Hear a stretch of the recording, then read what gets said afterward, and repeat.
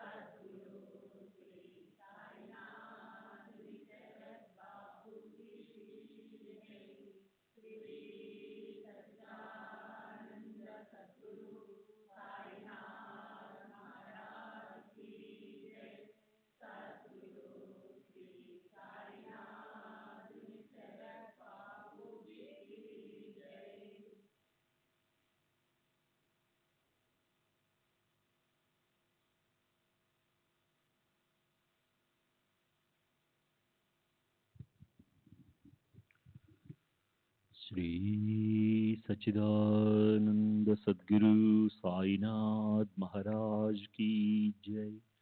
सद्गुरु श्री साईनाथ शरद बाबू जी की जय।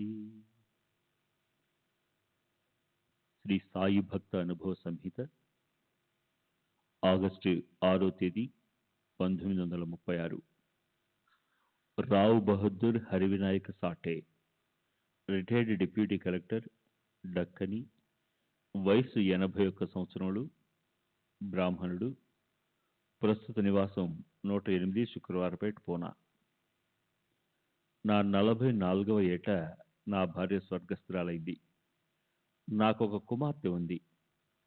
అప్పటి నుండి నా స్నేహితులు, పరిచయస్తులు నన్ను రెండవ వివాహం చేసుకోమని చెప్తుండేవారు. ముఖ్యంగా కోపర్గా మామలద్దారైన బర్వే ఎక్కువగా ఒత్తిడి చేయసాగాడు. కానీ 50వ పడిలో అడుగు పెట్టబోతున్న నేను రెండవ వివాహం చేసుకోవడానికి నిరాకరించాను. వంశోద్ధారకుడు కావాలనే కోరిక బలంగా ఉన్నా, రెండవ వివాహం చేసుకున్నా ఆ వయసులో మగపిల్లవాడు పుడతాడనే నమ్మకం ఏమిటి? అందువల్ల ఎవరైనా మహాత్ములు సూచిస్తే తప్ప ద్వితీయ వివాహం చేసుకోనని నన్ను బలవంత పెడుతున్న స్నేహితులతో గట్టిగా చెప్పాను.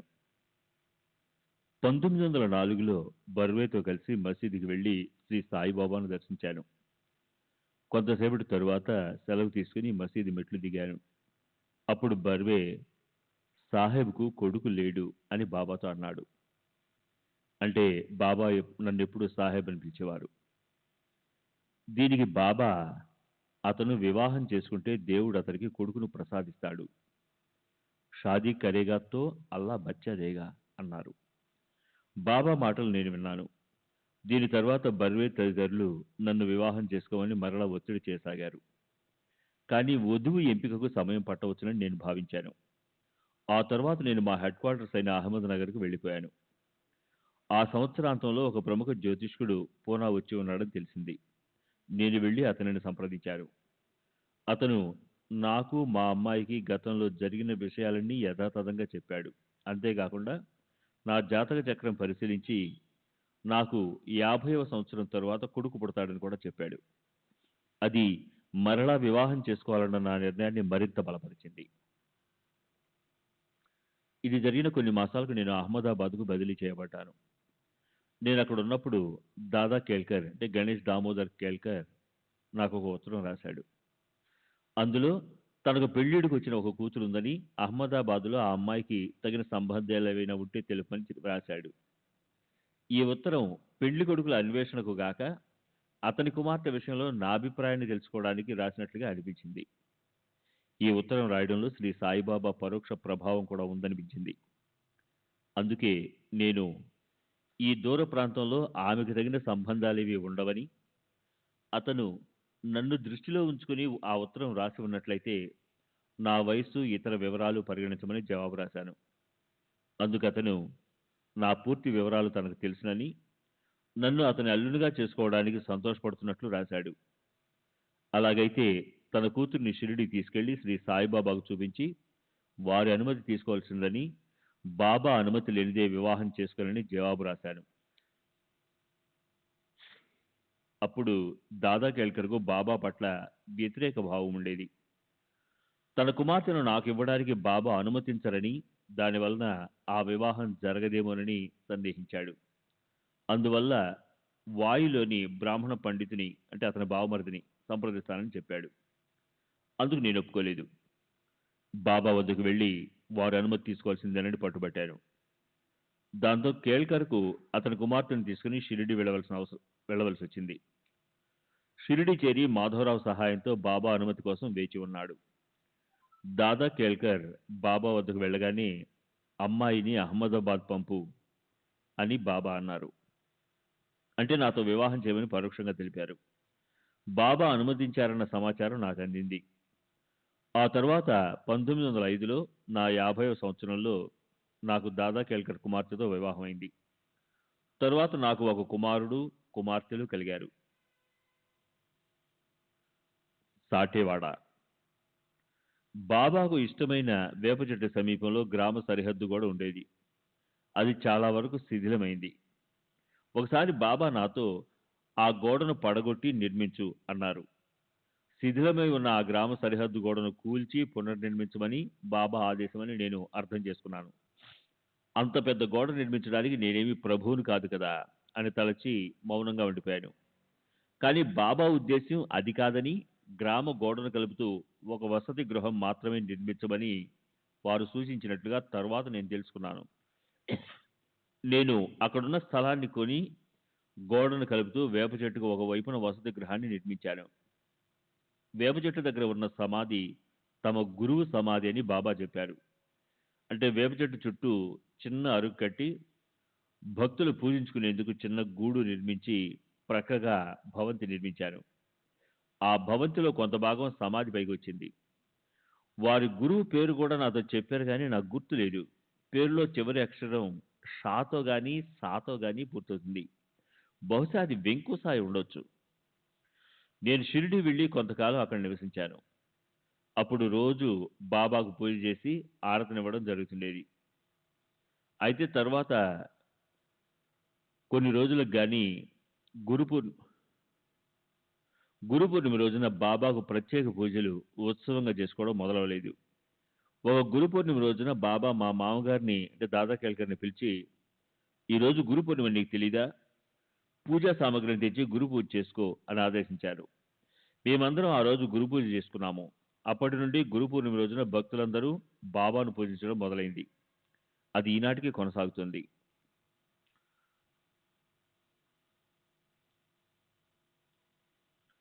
బాబా నన్నెప్పుడు హరిబా మొదలైన పేర్లతో పిలిచేవారు కాదు. వారు నన్నెప్పుడు సాహెబ్ అనే పిలిచేవారు.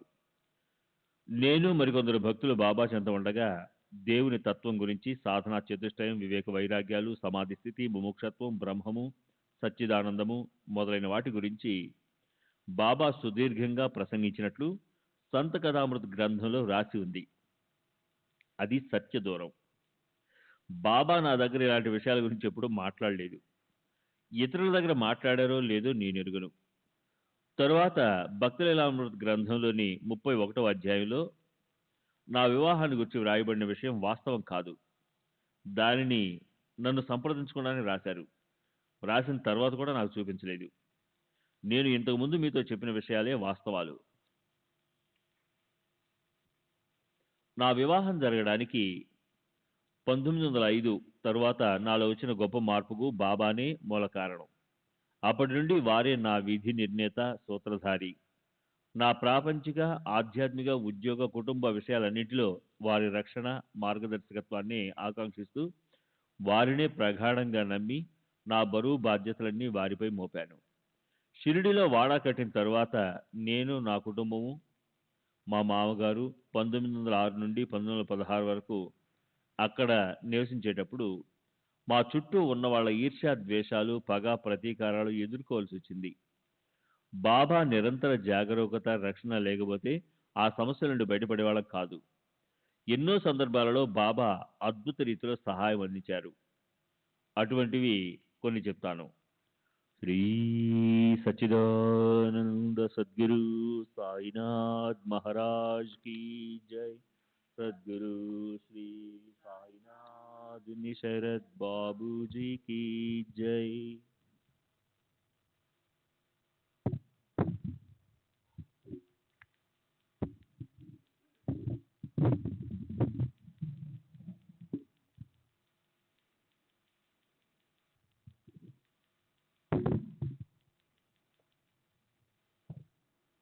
పంతొమ్మిది వందల 9 లేక 1910లో జరిగిన సంఘటన ఇది.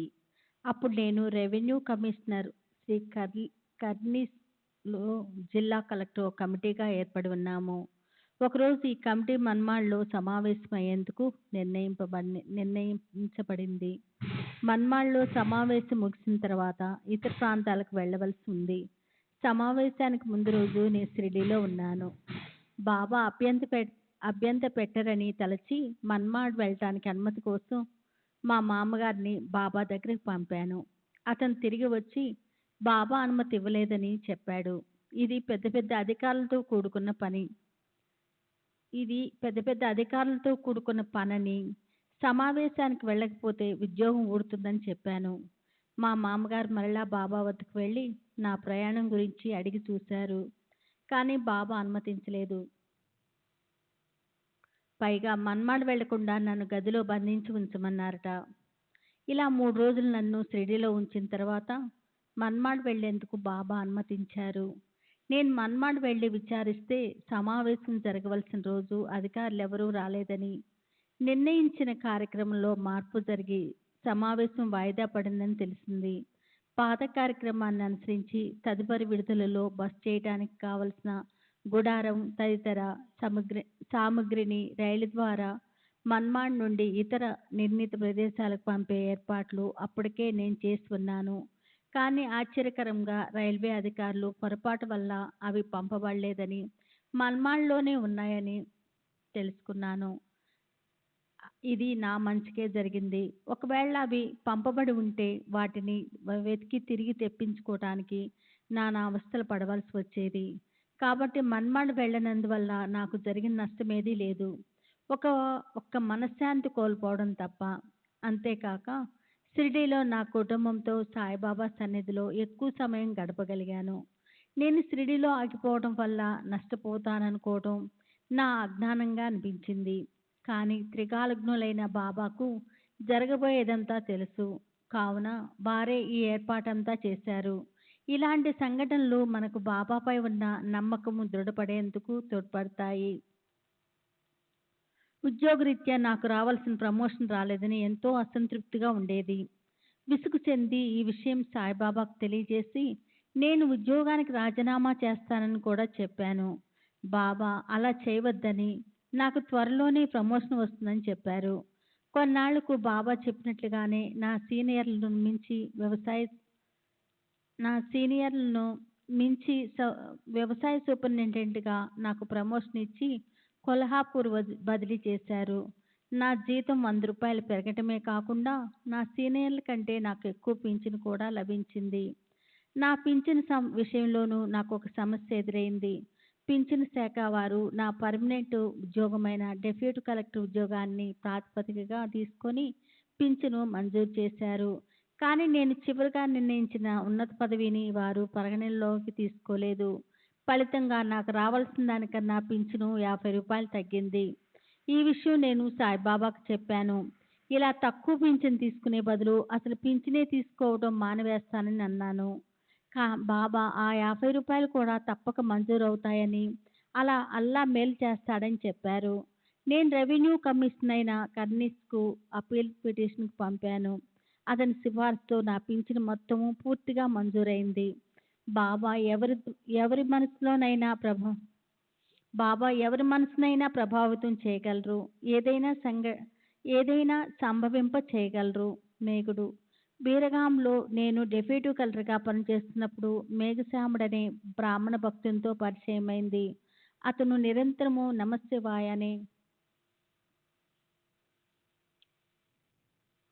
నమశివాయ పంచాక్షరిణి మంత్రాన్ని జపిస్తూ ఉండేవాడు. అతనికి గాయత్రి మంత్రము, సంధ్యావార్చటము వంటివి కూడా తెలియవు. అతను శ్రేయస్సు కోరి గాయత్రి మంత్రాన్ని, సంధ్యావార్చడాన్ని నేర్పించాను. శివారాధన చేసుకోవడానికి అతనికి బ్రోచ్ అనే ఊరికి పంపుతూ దారి ఖర్చులకు 8 రూపాయలు ఇచ్చాను. అతను ఎప్పుడూ ఒంటికాలపై నిలబడి శివుని ధ్యానించేవాడు.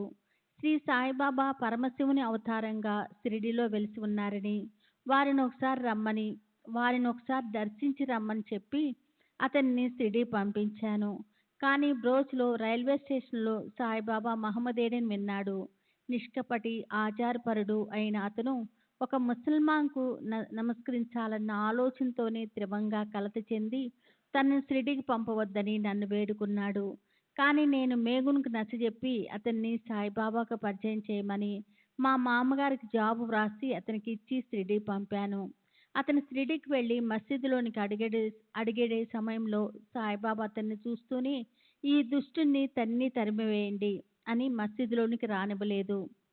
అంతేకాకుండా అటువంటి మూర్ఖుణ్ణి తమ వద్దకు పంపానని నా మీద కూడా బాబా కోపడ్డారట. మేగుడు నిరాశపడి త్రయంబాక వెళ్ళి అక్కడ గంగాద్వార్లో 1.5 సంవత్సరం పాటు శివుణ్ణి పూజిస్తూ గడిపాడు. తిరిగి షిరిడీ వెళ్ళాడు. ఈసారి మా మామగారు ప్రమేయంతో అతనికి మసీదులోనికి ప్రవేశించేందుకు, షిరిడీలో ఉండేందుకు అనుమతి లభించింది. బాబా వాచా బోధించకపోయినా క్రమేణా మేగుని అంతరంగంలో పరివర్తన తెచ్చారు. ఆ మార్పు అతనికి ఎంతో లబ్ధి చేకూర్చింది. మేగుడు నిరంతరము బాబాను సేవిస్తూ బాబాకు మధ్యాహ్నం, సాయంత్రం హారతులు క్రమం తప్పకుండా నిర్వహించేవాడు.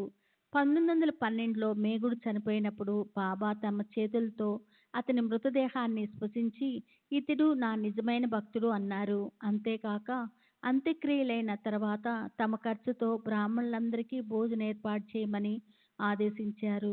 బాబు సాహెబ్ దీక్షిత్తు బాబా ఆజ్ఞ నెరవేర్చాడు. శ్రీ సచిదానంద సద్గురు సాయినాథ్ మహారాజ్ కీ జై.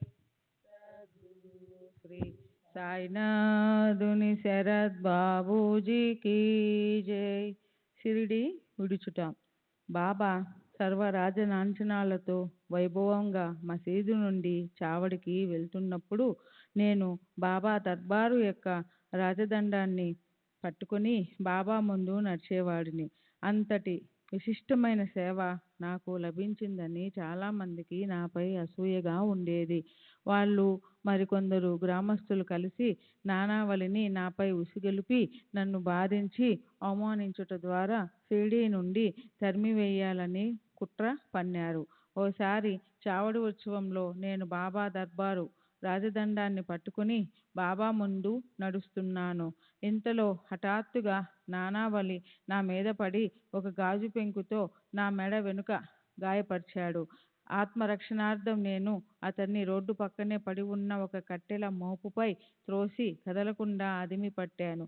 అది చూసి బాబా సాహెబ్ అట్లా చేయొద్దు అని కేక వేశారు.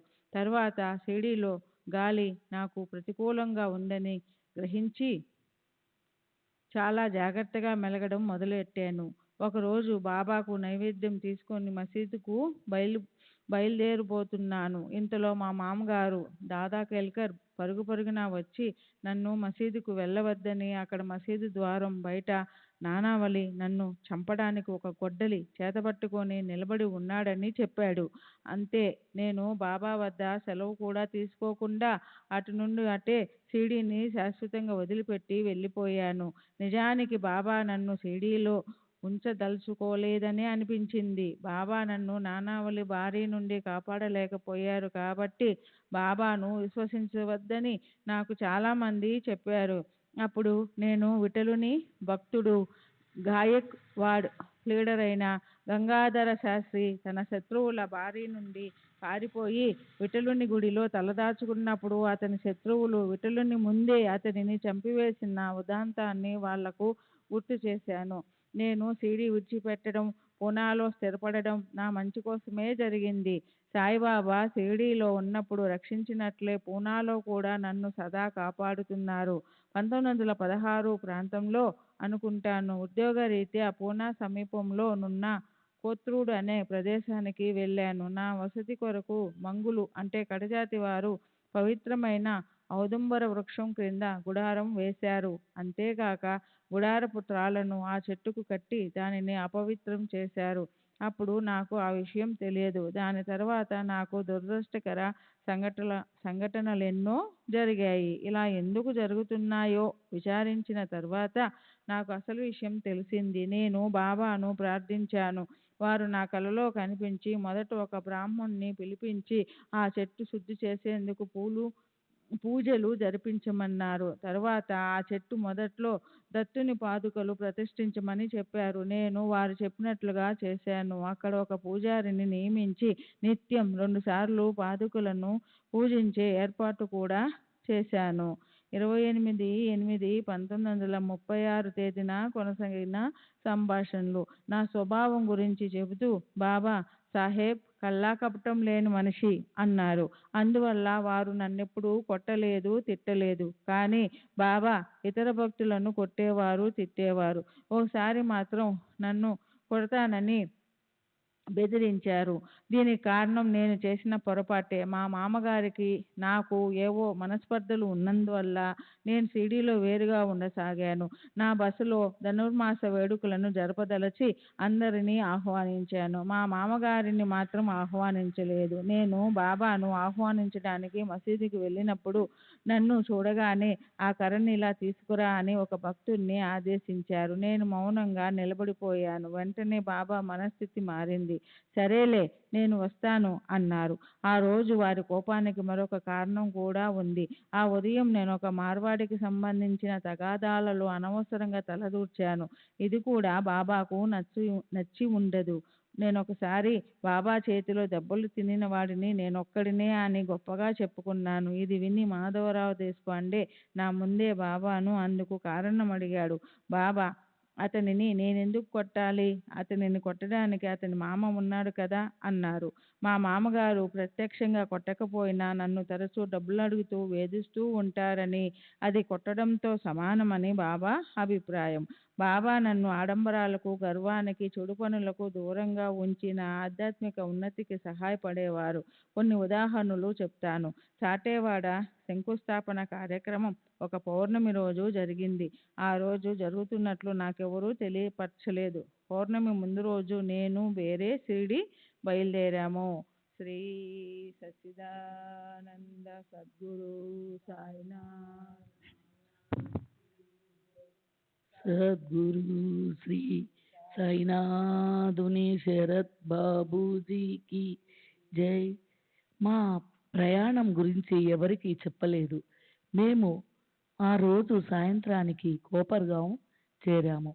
రాత్రిపూట బాబాను దర్శించడం కష్టమవుతుందని ఆ రాత్రికి కోపర్గాంలో ఉండి ఉదయమే షిరిడి వెళదామని చెప్పి వేరే నన్ను ఒప్పించాడు. మేము ఉదయమే లేచి షిరిడీకి వెళ్ళాము. మేము వెళ్ళే సమయానికి బాబా లెండి నుండి వస్తూ కనికరించారు. వారి దర్శనం కోసం 80-90 మంది జనం ప్రోగై ఉన్నారు. మేము వెళ్ళి సాష్టాంగ ప్రణామం చేశాము. బాబా, నీవు సరైన సమయానికే వచ్చావు. వాడ శంకుస్థాపన కార్యక్రమం జరపాలి అన్నారు. నేను శంకుస్థాపన కార్యక్రమం ఆడంబరంగాను జరుగుతుందని ఆశపడ్డాను. నేను వెంటనే పార తీసుకొని త్రవ్వడానికి ఉపక్రమించాను. ఇది చూసి బాబా, నువ్వు అక్కడికి ఎందుకు వెళ్ళడం? అవన్నీ మనకెందుకు?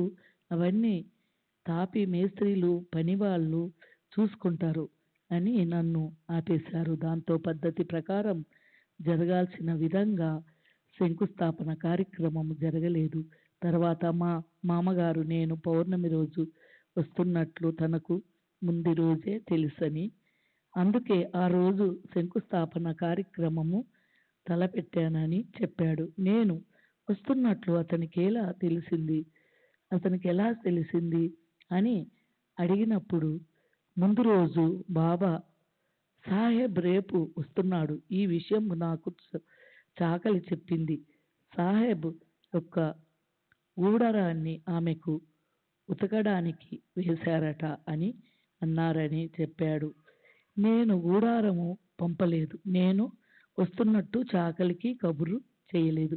శ్రీ సచ్చిదానంద సద్గురు సాయినాథ్ మహారాజ్కి జై. సద్గురు శ్రీ సాయినాథుని శరత్ బాబూజీకి జై. వేరే నన్ను కుక్కగాంలో ఆపేయడం మంచిదే అయింది. మా మామగారి తండ్రి వైపు బంధువులు ఎవరో చనిపోయారు. అతని దశదిన కర్మక్రతువులు ఆ రోజు జరిపించారు. ఇల్లంతా మైలపడి రోదనతో గందరగోళంగా ఉంది. మేము వచ్చి ఉంటే మాకు మడిగా వండి పెట్టేందుకు కూడా ఎవరూ లేరని తెలిసింది. బాబా తమ బిడ్డల చర్యలను వాళ్ళు ఎంత దూరంలో ఉన్నా జాగరూకతతో గమనిస్తుంటారు. ఒకసారి నేను కోపావేశానికి లోను కాకుండా ఎటువంటి క్రూర చర్యలకు పాల్పడకుండా బాబా కాపాడారు. మా మామగారు షిరిడి సమీపంలో 20 ఎకరాల భూమిని కొనమని నాకు సలహా ఇచ్చాడు. నేను ఆయనకు 1200 రూపాయలు పంపాను. దాంతో ఆయన 20 ఎకరాల భూమి కొన్నాడు. ఒకరోజు నేను షిరిడిలో ఉన్నప్పుడు ఆ భూమిని చూడాలని కోరిక కలిగింది. కానీ మా మామగారు ఏవో సాకులు చెప్తూ వాయిదా వేస్తూ వచ్చారు. తన సోదరుని కుమారుడు బాబు చనిపోవడంతో బాబు భార్య వాళ్ళతోనే ఉంది. ఆమెకు ఈ పొలం విషయం తెలిస్తే దానిలో భాగం అడుగుతుందని అతని భయం. కానీ నేను ఆ భూమిని చూడాలనే పట్టు విడలేదు. ఒకరోజు భూమిని చూడాలని నిర్ణయించుకొని తాతయ్య దగ్గర నుండి బండి తెప్పించాను. నా భార్య మొదట వస్తానని చెప్పింది. కానీ చివరి నిమిషంలో తన తండ్రి గారి మాటలకు తలనొగ్గి రానని చెప్పింది. నేను కోపావేశంతో రెచ్చిపోయి బండి వాడిని కూడా లాక్కొని చెప్పిన మాట విననందుకు ఆమెను కొట్టబోయాను. హఠాత్తుగా మేగుడు పరిగెత్తుకుంటూ వాడాకు వచ్చి బాబా నన్ను వెంటనే మసీదుకు రమ్మంటున్నారని చెప్పాడు. నేను బాబా దగ్గరికి వెళ్ళాను. నేను మసీదుకు వెళ్ళగానే బాబా నన్ను చూసి, ఏంటి విషయం, ఏం జరిగింది అని అడిగాడు. అంతేకాదు, నా భార్య మరియు మామగారు ఎందుకు అలా చేయాల్సి వచ్చిందో నాకు అర్థమయ్యేలా, నీ పొలం అక్కడే ఉంది, దాన్ని చూడవలసిన అవసరం ఏమిటి అని మందలించారు. నా అనవసరం కోపానికి తొందరపాటుకు సిగ్గుపడి తిరిగి వచ్చాను. నా ప్రవర్తనను శ్రేయస్సును బాబా గమనిస్తూనే ఉండేవారు. బాబా నన్ను నైతికంగా పతనం కాకుండా కాపాడిన మరో సంఘటన గురించి వివరిస్తాను. ఒకసారి కుతూహలం కొద్దీ మొదటిసారి ఒక భక్తురాలి ఇంటికి వెళ్ళాలని అభిలషించాను. ఆమె ఇంటికి వెళ్లే ముందు ఫలానా చోటుకు వెళ్ళావా అని బాబా అడిగారు. అక్కడి ప్రదేశాల పేర్లు నాకు తెలియవు కనుక బాబా అడిగిన ప్రశ్నలోని మర్మం నాకు బోధపడలేదు. బాబా అంతటితో ఆ విషయాన్ని ఆపేశారు. తర్వాత నేను ఒక స్త్రీ ఇంటికి వెళ్ళి ఆమెతో సంభాషించసాగాను. త్వరలో ఆమె చెడు ఆలోచనలు నా మనసులో తొలచిసాగాయి. అప్పుడు అకస్మాత్తుగా ఆ ఇంటికి ముందు బాబా ప్రత్యక్షమై మూసి ఉన్న తలుపులను త్రోశారు. వాకిట నుండి, బాబా ఎంత గొప్ప కార్యానికి పూనుకోబోతున్నావు అని అను అర్థం వచ్చే రీతిలో ఏదో సంజ్ఞలు చేసి అంతరార్థమయ్యారు. ఇలా నా చెడు ఆలోచనలు నా మనసులో స్థిరపడి వాటిని ఆచరణలో పెట్టకముందే వారు సమయానికి వచ్చి నన్ను హెచ్చరించారు. నా తప్పు తెలుసుకొని వెంటనే ఆ ఇంటి నుండి వెనుదిరిగాను. తిరిగి ఆ ఛాయలకు వెళ్ళలేదు. తర్వాత నేను వెళ్ళిన చోటుకు స్థానికంగా ఉన్న పేరు బాబా ఆ రోజు ప్రస్తావించిన పేరు ఒకటేనని తెలిసి నేను ఆశ్చర్యపోయాను. కుటుంబ వ్యవహారాలు బాబా నా కుటుంబం, ఉద్యోగం, ఆధ్యాత్మిక విషయాలను సహాయపడేవారు. 1904 నేను తిరిగి వివాహం చేసుకుంటే భగవంతుడు నా కుమారుని ప్రసాదిస్తాడని బాబా చెప్పారు. 1905లో దాదా కేల్కర్ కుమార్తెను నాకు భార్యగా ఎంపిక చేశారు. దీనితో దాదా కేల్కర్ బాబా భక్తుడే షిరిడీకే తన శాశ్వత నివాసంగా చేసుకున్నాడు. తర్వాత 1908లో బాబా ఆదేశానుసారం నేను షిరిడీలో వాడాను నిర్మించాను. గాంవ్ కుస్ బాండా వాడ కేవలం బాబా దగ్గరికి వచ్చే భక్తుల వసతి కోసం నిర్మించినప్పటికీ మా మామగారు, అత్తగారు, నా భార్య అప్పుడప్పుడు నేను అక్కడ నివసించే వాళ్ళం. ఈ వాడ నిర్మించక ముందు గౌరవప్రదమైన యాత్రికుల వసతి కోసం చావడి మాత్రమే ఉండేది. శ్రీ సచ్చిదానంద సద్గురు సాయినాథ్ మహారాజ్ కీ జై. సద్గురు శ్రీ సాయినాథన్ శరత్ బాబూజీ కీ జై.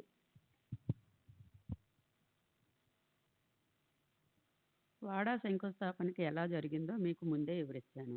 వాడాను నిర్మించేందుకు గోడలు కొంతవరకు లేపాము. వాటి ఎత్తు పెంచడానికి వేప చెట్టు తొలి రోజుల్లో బాబా ఈ చెట్టు కింద కూర్చుని సాధన చేసుకునేవారు.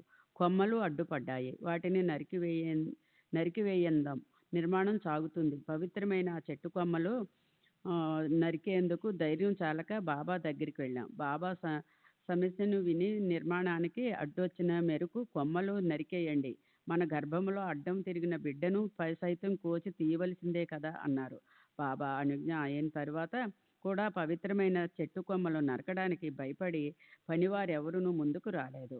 తరువాత బాబానే వచ్చి ఆ అడ్డొచ్చిన కొమ్మలను నరికివేశారు. తరువాత నిర్మాణం పూర్తయింది.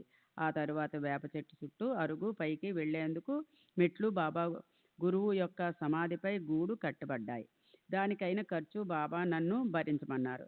ఇక ఆధ్యాత్మిక కార్యాలకు, ధర్మ కార్యాలకు కూడా డబ్బు ఖర్చు చేయించేవారు. ఉదాహరణకు దాసగుణ రచించిన మహాత్ముల జీవిత చరిత్రలు అను గ్రంథము ముద్రణకు సిద్ధంగా ఉన్నప్పుడు బాబా ఆ ఖర్చు నిమిత్తం నా చేత 75 రూపాయలు ఇప్పించారు.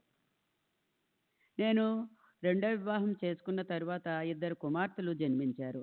మా అత్తమామలు బాబా దగ్గరికి వెళ్ళి బాబా మాట ఇచ్చిన ప్రకారము నాకు కుమారుడు కలగాలని ప్రార్థిస్తూ, బాబా మాకెప్పుడు మనవడు పుడతాడు అని అడిగారు. అందుకు బాబా, నేను అల్లాను ప్రార్థిస్తున్నాను, వారు తప్పక నీ కోరిక తీరుస్తారు అన్నారు. 1-2 సంవత్సరాల తరువాత 1913లో నాకు కుమారుడు జన్మించాడు. బాబా కృప వల్ల వాడు సంపూర్ణ ఆరోగ్యంతో ఉన్నాడు. వాడే ఈ వయసులో నాకు ఆసరా. నా భార్య, మామగారితో నేను ఎలా మెలగాలో అన్న విషయంలో బాబా నాకు చేసిన సూచనలు మీకు ముందే చెప్పాను. నా కుటుంబ వ్యవహారాల్లో బాబా ఎంత శ్రద్ధ కనబరిచేవారో తెలియజేసి మరో సంఘటన వివరిస్తాను. నేను రిటైర్ అయిన తరువాత నా ఆర్థిక పరిస్థితులు క్షీణించసాగాయి. అలాంటి ఒక సమయంలో నా భార్య నగ ఒకటి అమ్మాను. అప్పుడు ఆ తెలివి తక్కువ సాయిబు నా కూతురు నగని ఎందుకు అమ్మావుడు అని బాబా మా మామగారితో అన్నారట. మా మామగారు సోదరుని కుమారుడైన బాబు అంటే బాబాకు అమిత ప్రేమ. బాబు నా అసిస్టెంటు లిమియా నన్నెప్పుడూ ఏవల మరియు కోపర్గాంలో రెవెన్యూ సర్వే విభాగంలో సహాయక సూపరింటెండెంట్గా ఉన్న వద్ద ఉద్యోగం చేస్తూ ఉండేవాడు. అతనికి ఉద్యోగంపై ఆసక్తి లేదు. ఉద్యోగాన్ని నిర్లక్ష్యం చేసి షిరిడీ వెళ్ళి బాబా సేవ చేసుకుంటూ గడిపేవాడు. లిమియా ఈ విషయంలో నాకు ఫిర్యాదు చేశాడు. నేను మా మామగారికి చెప్పాను. మా మామగారు ఏం చేద్దాము, అతను బాబా అనుజ్ఞాసారం నడుచుకుంటున్నాడు అన్నారు. కానీ బాబుకు త్వరలో ఏమి జరగబోతుందో నాకు తెలిసిన బాబా, ఉద్యోగం పోతే పోని, వాడిని నన్ను సేవ చేసుకోనియండి అన్నారు. బాబు ఎల్లప్పుడూ బాబాతోనే ఉండి చేతనైనంత సేవ చేసుకునేవాడు.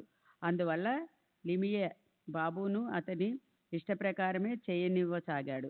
1910కి అతని చివరి రోజులు సమీపించాయి. బాబా తమకు కానుకగా వచ్చిన తినుబండారాల్లో రుచికరమైన వాటిని ముందుగా బాబుకు ఇచ్చేవారు. బాబు అతనికి ఇష్టమైన మామిడి పండ్లు 1910 నుండి భక్తులకు బాబాకు మామిడి పండ్లు ఎక్కువగా సమర్పించేవారు. ఎక్కువగా తింటూ ఉండేవాడు. బాబా మా మామగారిని, బాబు ఆరోగ్యం జాగ్రత్త, బాబు కడేలే లక్ష్మణ్ రేవే అని హెచ్చరించేవారు. బాబుకు తీవ్రమైన జ్వరం వచ్చింది. మృత్యువుకు చేరువయ్యాడు. అప్పుడు బాబా మా మామగారితో, అతను ఇంకా బ్రతికే ఉన్నాడా? అరేతో హరేకాయ్ అన్నారు. కొన్ని రోజుల తర్వాత బాబు 22 సంవత్సరాల వయసులో 1910లో తుది శ్వాస విడిచాడు. శ్రీ సచ్చిదానంద సద్గురు సాయినాథ్ మహారాజ్ की जय. సద్గురు శ్రీ సాయినాథుని శరత్ బాబూజీ కై జై. మతపరమైన విషయాలు, ఐహిక విషయాలలో కానీ ఆధ్యాత్మిక విషయాలలో కానీ బాబాను సంప్రదించనిదే ఏ పని చేసేవాడిని కాదు. మా మామగారి ద్వారా కానీ లేక మరి ఎవరి ద్వారానైనా కానీ మరి అనుమతి పొందేవాడిని. బాబా ఎవరికి ఏది ఉపదేశించినట్లు నేను ఎరుగను. అందువల్ల ఉపదేశం కోసం నేనెప్పుడూ వారిని ఆశ్రయించలేదు. కానీ ఎంతోమంది ఎన్నో సందర్భాలలో ఉపదేశం ఇస్తామని నన్ను పిలిచేవారు. ఉదాహరణకు 1915 లేక 1917లోనూ ఖరగ్పూర్ మీరత్ యాత్రలు ముగించుకొని షిరిడీ వచ్చినప్పుడు ఉపాసని బాబా పంచదశలోని విషయాలను బోధపరుస్తానని తమ దగ్గరికి రమ్మని ఆహ్వానించారు. అప్పుడు ఖరగ్పూర్, నాగపూర్ నుండి భక్తులు వచ్చి వారి దగ్గర ఉపదేశం పొంది వెళ్ళేవారు. నేను కూడా వీరి దగ్గర ఉపదేశం పొందేందుకు వెళ్ళాలా వద్దా అన్న సందిగ్ధంలో ఉన్నాను. సంగోలాకు చెందిన ఆత్యాబాయ్ అను మహాత్మురాలు, ఈమె నుండి నా మొదటి భార్య ఉపదేశం పొందింది.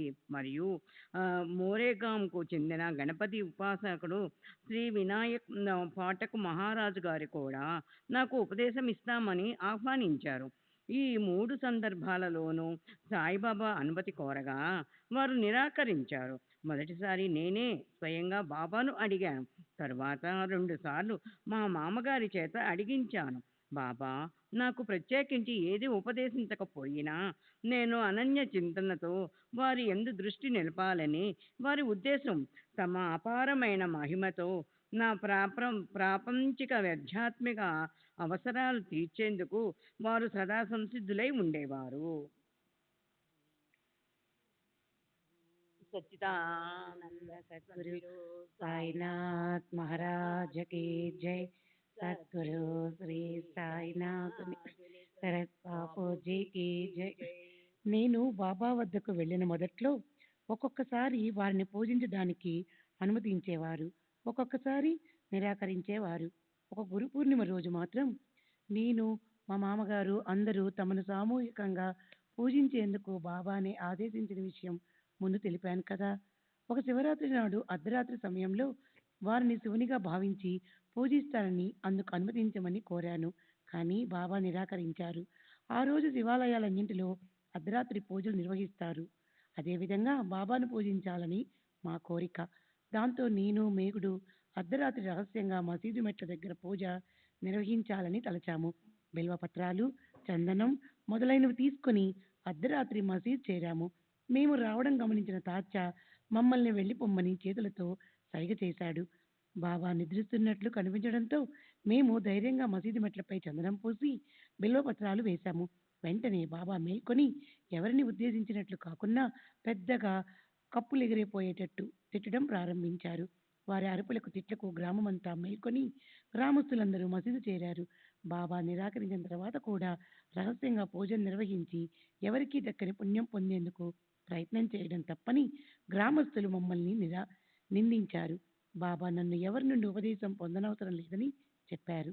కానీ నేను సత్పురుషులను గౌరవించి ఆదరించాలని మాత్రం అభిలషించేవారు. అంతేకాదు, ఒక సత్పురుషుడు స్వయంగా మా ఇంటికి వచ్చేలా బాబా చేశారు. దోపేశ్వర్కి చెందిన కాకా మహారాజు గొప్ప సిద్ధపురుషుడు. వారు 20 సంవత్సరాల క్రితం పూనా వచ్చి దేవులే అను వాని ఇంట్లో బస చేశారు. భక్తులందరూ వారిని దర్శించి తమ ఇంటికి వచ్చి ఆతిథ్యం స్వీకరించమని కోరారు. నేను కూడా ఉదయమే కాకా మహారాజును దర్శించి వారిని మా ఇంటికి ఆహ్వానించాను. వారు రాలేమని చెప్పారు. ఆ మధ్యాహ్నం నేను ఆఫీసులో ఉండగా కాకా మహారాజు మా ఇంటికి వస్తారన్న కబురందుకుని ఆశ్చర్యపోయాను. నేను వెంటనే వారికి టాంగా పంపి ఇంటికి వెళ్ళాను. కాసేపటికి మహారాజు వచ్చారు. ఉదయం రాలేనని చెప్పారు కదా, ఇంటిలోనే మనసు మార్చుకోవడానికి కారణం ఏమిటని వారిని అడిగాను. వారు మా ఇంట్లో గోడకు తగిలించి ఉన్న సాయిబాబా ఫోటోను చూపిస్తూ, నేను మీ ఇంటికి వచ్చి నిన్ను చూసేదాకా వీరు నన్ను నిలవనీయలేదు అన్నారు. శ్రీ సచిదానంద సద్గురు సాయినాథ్ మహారాజ్ కి జై. సద్గురు శ్రీ సాయినాథ్.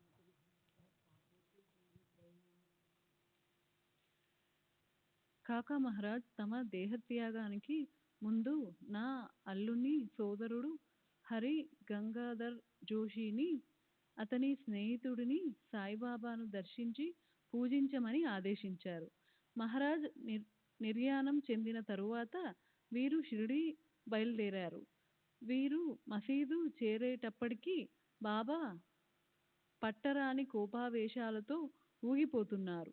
కానీ వీళ్ళిద్దరూ బయట నిలబడి ఉండడం గమనించిన వెంటనే బాబా వాళ్లను లోనికి తీసుకురమ్మన్నారు.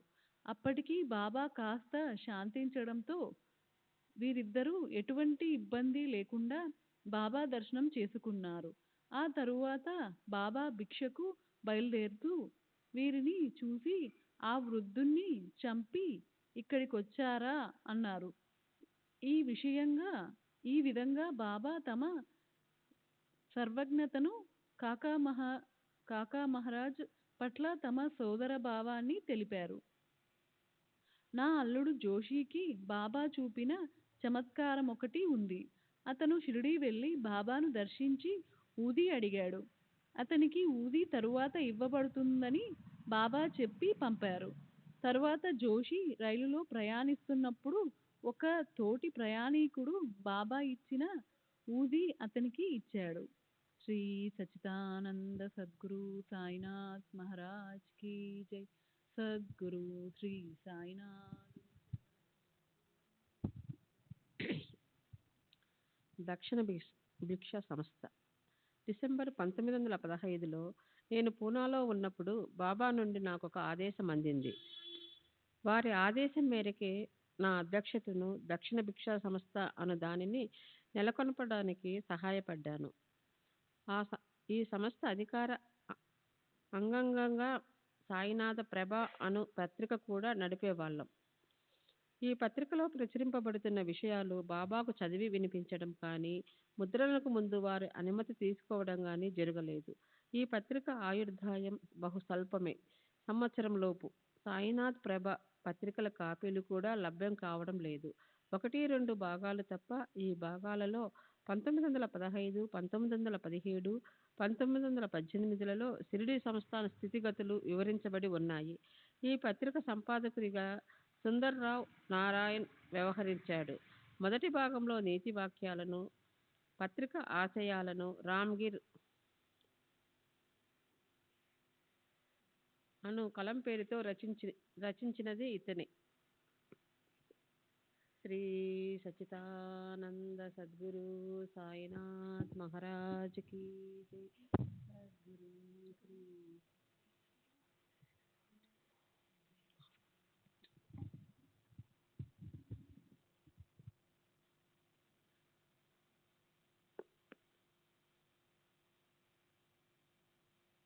ఇప్పుడు అతను ఎక్కడున్నాడో ఏమయ్యాడో కూడా నాకు తెలియదు.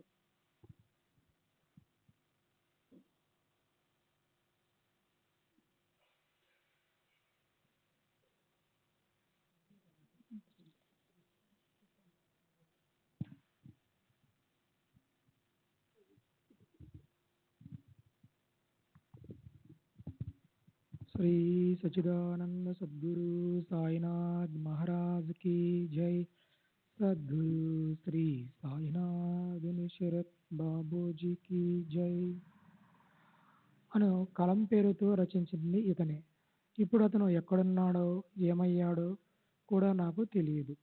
సంస్థ స్థాపించబడిన 11 నెలలకు రాధాకృష్ణ ఆయి మరణించింది. సాయి సంస్థానకు చెందిన వస్తువులు అన్నీ ఆమె ఆధీనంలో ఉండేవి. ఇల్లు రాయకుండా చనిపోయిన బ్రాహ్మణ వితంతు అయినందున ఆమెకు ఎవరూ వారసులు లేనందున పోలీసులు వచ్చి ఆమె ఆధీనంలో ఉన్న ఆస్తులన్నీ స్వాధీనం చేసుకున్నారు. మేము సభ దక్షిణ మీమాంస సంస్థ పేరున కేసును దాఖలు చేసి మహాజరులకు సమర్పించి కూపర్గా మేజిస్ట్రేట్ నుండి ఉత్తర్వులు తెప్పించి సంస్థాన ఆస్తులన్నింటినీ సంస్థాన్ తరపున సభ పరం చేశాము.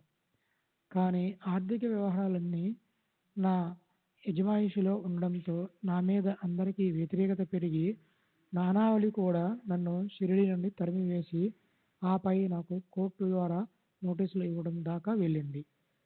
తప్పుదారి పట్టిన కొందరు భక్తులు దొంగలించబడిన వెండి అలంకరణ వస్తువుల సంస్థాన్ గుర్రానికి సంబంధించినవి వంటి చిన్న విషయాన్ని అడ్డం పెట్టుకొని నాపై కేసు మోపి లాయర్ ద్వారా 1918 జనవరిలో నాకు నోటీసు ఇప్పించారు. నేను బాబాను సంప్రదించాను. బాబా నన్ను జవాబు ఇవ్వమని, ఏ విధంగా జవాబు రాయాలో కూడా చెప్పి నన్ను కాపాడతానని, కేసు విచారణకు రాకుండా చేస్తానని హామీ ఇచ్చారు. నేను బాబా చెప్పినట్లుగా జవాబు రాసి పంపాను. బాబా చెప్పినట్లు జరిగింది. నా మీద కానీ సభ మీద కానీ ఎటువంటి విచారణ జరగలేదు. బాబా మరియు ఇతర మహాత్ములు వారి అంతర్జ్ఞానం. నేను షిరిడిలో ఉండగా బాబా ఒకరోజు మామూలుగా వెళ్ళే సమయానికి లెండి తోటకు బయలుదేరలేదు. మసీదు గోడ కానుకొని పడుకున్నారు. ఇలా 1 గంట గడిచింది. బాబా లెండికి వెళ్ళే సమయం మించిపోవడంతో లెండికి ఎందుకు వెళ్ళలేదని భక్తులు బాబాను ప్రశ్నించారు. బాబా, అరే నా గజానన్ వెళ్ళిపోయాడు, అరే మాజా గజానన్ గేలా అని జవాబిచ్చారు. ఒక భక్తుడు గజానన్ మహారాజ్ గారి కుశలం అడుగుతూ షిరిడి నుండి షేగాంకు జవాబు రాశాడు. బాబా చెప్పిన రోజు వారు సిద్ధి పొందినట్లు జవాబు వచ్చింది.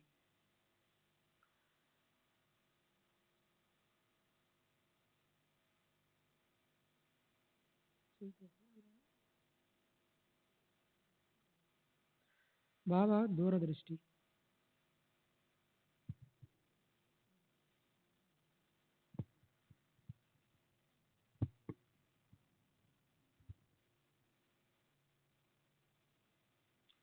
బాబా దూరదృష్టి. 1917 సంవత్సరం ఒకసారి బాబా తిలక్ ఇక్కడికి వస్తున్నాడు అని పలికారు.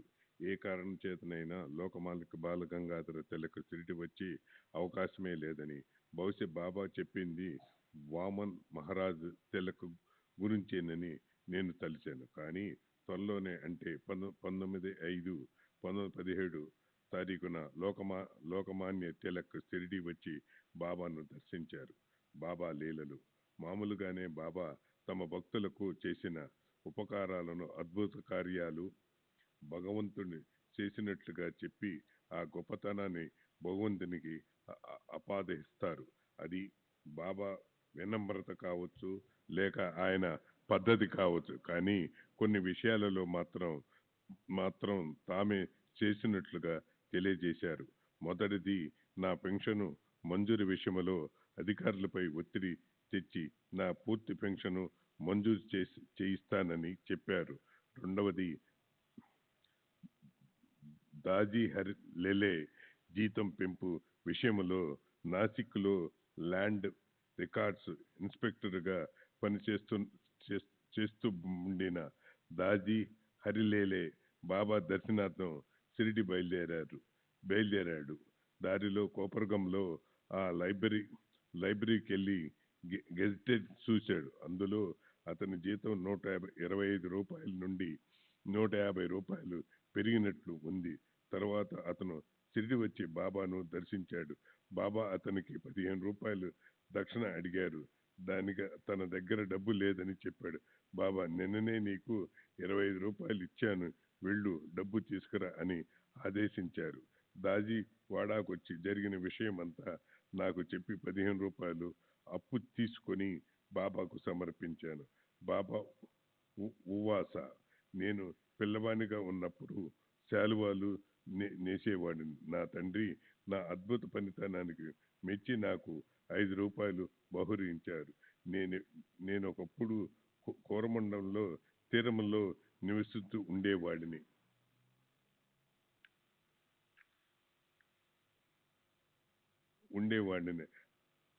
అక్బర్ పాదుషా పసిపిట్టుగా ఉన్నప్పుడు అతన్ని కాపాడాను. అతను నా వల్ల భయభక్తులతో ఉండేవాడు. పైఠాన్కు చెందిన ఆ బ్రాహ్మణ్ణి ఏకనాథ్ మహారాజు నేను ఎరుగుదును. అతని శ్రేష్టమైన బ్రాహ్మణుడు ఈ రోజుల్లో కనిపించటం లేదు. చాంద్భాయ్ పాటేల్ నా దగ్గరకు వచ్చి నా గుర్రాన్ని ఎక్కడికి ఎక్కడ తోలేశావు అని అడిగారు. నేను, నన్నెందుకు అడుగుతున్నావు? నీ గుర్రం ఆ కట్ట పక్కనే మేస్తూ ఉంటుంది, వెళ్ళి చూడు అన్నారు. బాబా నోటి గుండా వెలువడిన మాటలు ఇంత మాత్రం. ఆ మాటలకు నా ఊహాగానములో కల్పన చేసే కథలు అల్లి సాయి కథ కారణంగా ఆ గ్రంథాన్ని వ్రాశారు. దీన్ని వ్రాసే ముందు బాబాకు చెప్పలేదు. వారు అనుమతి కూడా తీసుకోలేదు. బాబా చెప్పే విషయాలు చాలా క్లుప్తంగా ఉండేవి. వారు కథలు కూడా చెబుతుండేవారు, కానీ చాలాసార్లు కథలను అర్థవంతంగా ఆపివేసేవారు.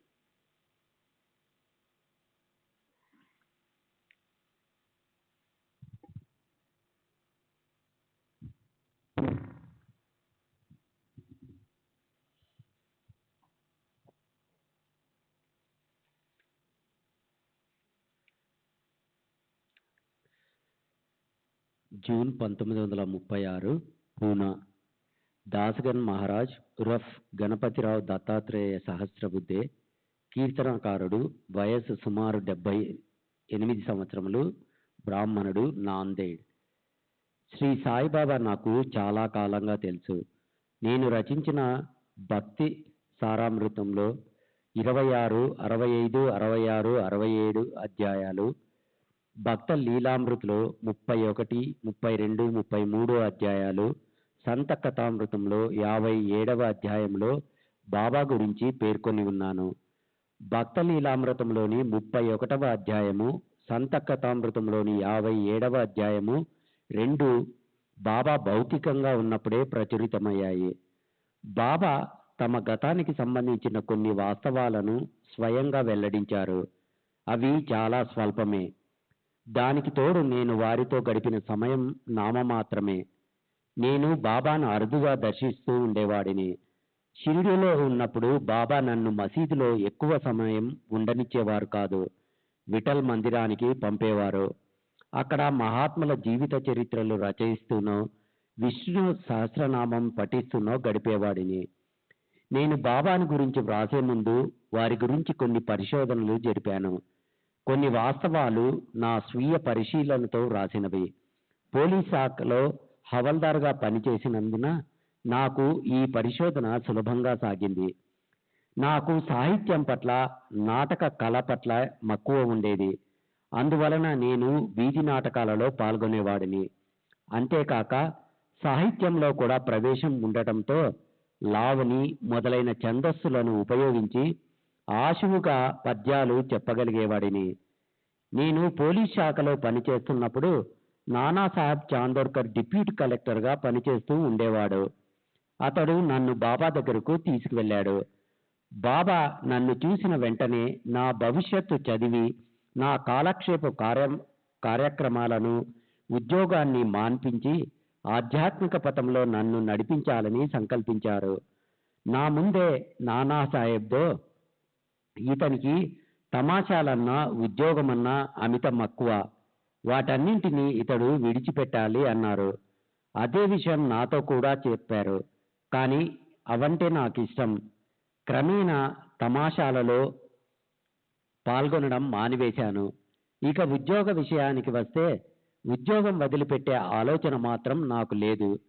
నన్ను ఉద్యోగం మానేయమని బాబా సలహా ఇచ్చిన ప్రతిసారి చూస్తాను అనేవాడిని. దాంతో బాబా నాకు కొరత వేస్తే గాని ఉద్యోగం మాననని అన్నారు. అలా సుమారు 10 సంవత్సరాల పాటు బాబా నన్ను ఉద్యోగం వదిలేయమని పదే పదే చెప్పారు.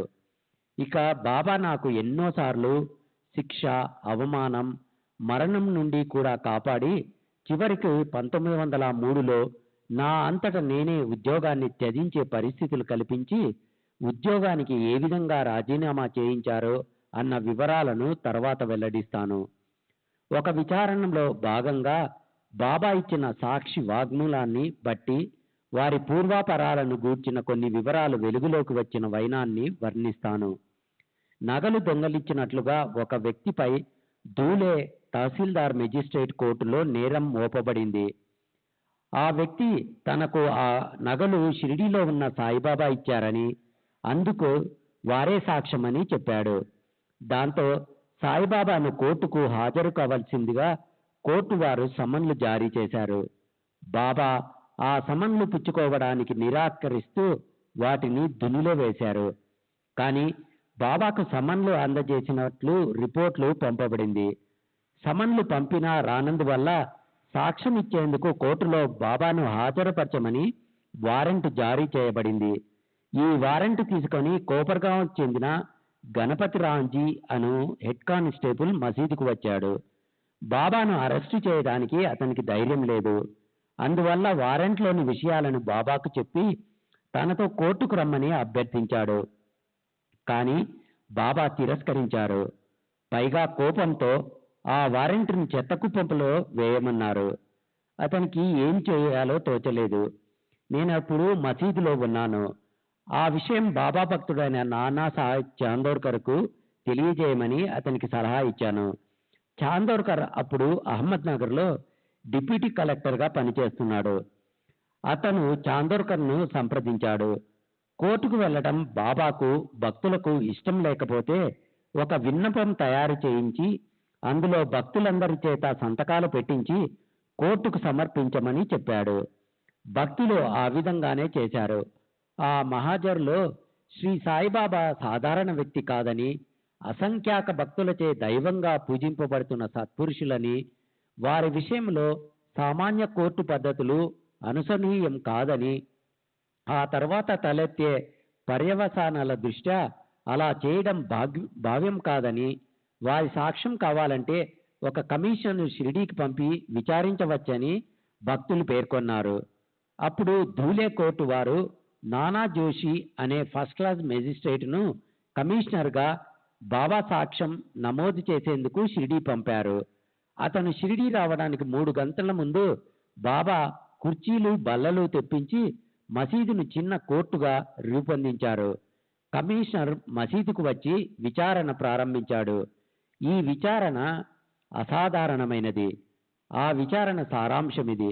కమిషనర్: నీ పేరేమిటి? బాబా: నన్ను అందరూ సాయిబాబా అంటారు. కమిషనర్: మీ తండ్రి పేరు? బాబా: సాయిబాబానే. కమిషనర్: మీ గురువు గారి పేరు? బాబా: వెంకుస. కమిషనర్: మీ మతము? బాబా: కబీరు. కమిషనర్: మీ కులము? బాబా: దైవము, పర్వర్దిగర్. కమిషనర్: మీ వయస్సు? బాబా: లక్షల సంవత్సరాలు. కమిషనర్: ప్రమాణపూర్వకంగా మీరు చెప్పబోయేదంతా నిజమేనా? బాబా: నిజమే. కమిషనర్: నిందితుడు మీకు తెలుసా? బాబా: తెలుసు, నాకు అందరూ తెలుసు. కమిషనర్: నిందితుడు మీ భక్తుణ్ణి నని, మీతో కలిసి ఉంటానని చెబుతున్నాడు, నిజమేనా? బాబా: నిజమే. నేను అందరితో కలిసే ఉంటాను. అందరూ నావారే. కమిషనర్: అతను చెప్తున్నట్లు నగలు మీరు అతనికి ఇచ్చారా? బాబా: అవును, నేనే ఇచ్చాను. అయినా ఎవరికి ఇచ్చేది? కమిషనర్: మీరు అతనికి నగలు ఇచ్చినట్లయితే ఆ నగలు మీకు ఎక్కడివి? బాబా: సర్వము నాదే. కమిషనర్: బాబా, దొంగతనమనే నేరం అతనిపై మోపబడింది. అతడేమో ఆ నగలు మీరిచ్చినట్లు చెబుతున్నాడు. బాబా: ఏమిటి ఇదంతా? ఈ పీడతో నాకేటి సంబంధం? అంటూ బాబా కోపంతో అక్కడి నుంచి లేచి వెళ్ళిపోయారు. బాబా ఇచ్చిన జవాబులతో కమిషనర్ ఖిన్నుడయ్యాడు. బాబా ప్రతి ప్రశ్నకు అవును అనే జవాబు చెబుతుండటంతో అతనికి ఏం రాసుకోవాలో తెలియలేదు. అంతలో ఒకరు గ్రామ డైరీ తెప్పించి చూస్తే విషయాలు బయటపడతాయని సలహా ఇచ్చారు. ఆ డైరీలో గ్రామానికి వచ్చిన కొత్త వాళ్ళ పేర్లు, వారెన్ని రోజులు గ్రామంలో ఉండినది మొదలైన విషయాలు తప్పక నమోదు చేయబడతాయి. కమిషనర్ ఆ డైరీని పరిశీలించాడు. ఆ డైరీలో అటువంటి వ్యక్తి ఆ సమయంలో షిరిడీలో ఉన్నట్లు నమోదు చేయబడలేదు. షిరిడీ దాని పరిసరాలు దాటి బాబా ఎన్నడూ వెళ్ళలేదని అందరికీ తెలిసిన విషయమే. షిరిడీయే రాలేదని, బాబాతో ఉండలేదని, బాబా అతడికి నగలు ఇవ్వలేదని కూడా విచారించాడు. బాబా దీనిని కూడా సమర్థించారు. ధూలే కోటి వారు బాబాను సంతకం గాని వేలిముద్ర గాని కోరలేదు. విచారణ అంతటితో ముగిసింది. కమిషనర్ తన విచారణ ఫలితాలను కోర్టుకు సమర్పించాడు. కోర్టు నిందితుడిని దొంగగా నిర్ధారించి జైలు శిక్ష విధించింది. శ్రీ సచిదానంద సద్గురు సాయి సద్గురు శ్రీ సాయినాథుని చరత్ బాబూజీ की जय.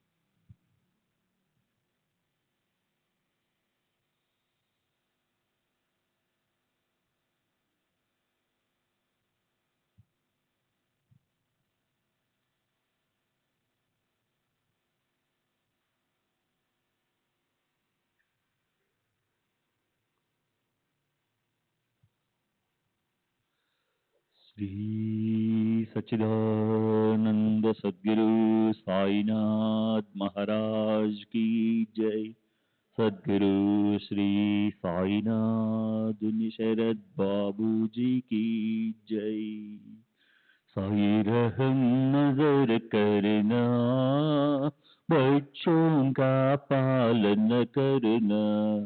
साई रहम नजर करना, बच्चों का पालन करना. जाना तुमने जगत पसार, सब ही झूठ जमाना.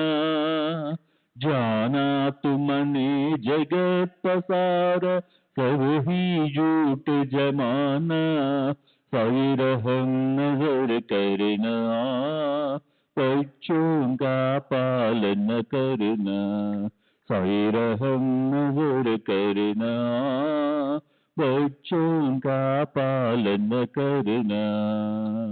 मैं अंधा हूँ बंदा आपका, मुझसे पद दिखलाना. मैं अंधा हूँ बंदा आपका, मुझसे पद दिखलाना. साई रहम नजर करना, बच्चों का पालन करना. साई रहम नजर करना, बच्चों का पालन करना. दास गणों कहे अब क्या बोलूं, थक गई मेरी रसना. दास गणों कहे अब क्या बोलूं, थक गई मेरी रसना. साई रहम नजर करना, बच्चों का पालन करना. साई रहम नजर करना, बच्चों का पालन करना, रहमो नजर करो अब मोरे साई, तुम बिना नहीं मुझे माँ बाप भाई, रहमो नजर करो मैं अंधा हूँ बंदा तुम्हारा, मैं अंधा हूँ बंदा तुम्हारा, मैं ना जानू मैं ना जानू मैं ना जानू अल्लाह इलाही, रहमो नजर करो रहमो नजर करो अब मोरे साई, तुम बिना नहीं मुझे माँ बाप भाई, रहमो नजर करो काली जमाना मैंने गमाया, काली जमाना मैंने गमाया, साथी आखिर का साथी आखिर का साथी आखिर का, तुम बिना कोई, रहमो नजर करो रहमो नजर करो अब मोरे साई, तुम बिना नहीं मुझे माँ बाप भाई, रहमो नजर करो अपने मस्जिद का झाड़ू गलो है, अपने मस्जिद का झाड़ू गलो है, मालिक हमारे मालिक हमारे मालिक हमारे, तुम बाबा साई, रहमो नजर करो रहमो नजर करो अब मोरे साई, तुम बिना नहीं मुझे माँ बाप भाई, रहमो नजर करो। श्री सच्चिदानंद सद्गुरु साईनाथ महाराज की जय। सद्गुरु श्री साईनाथ शरद बाबू जी की जय।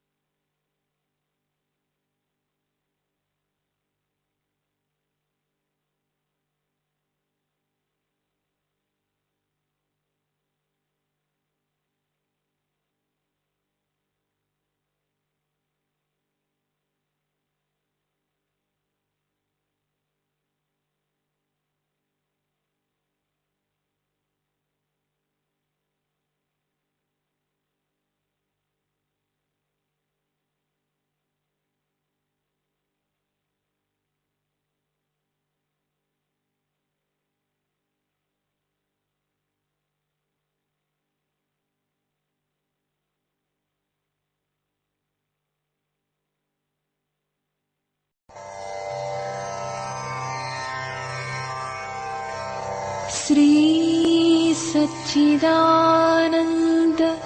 सद्गुरु साईनाथ महाराज की जय।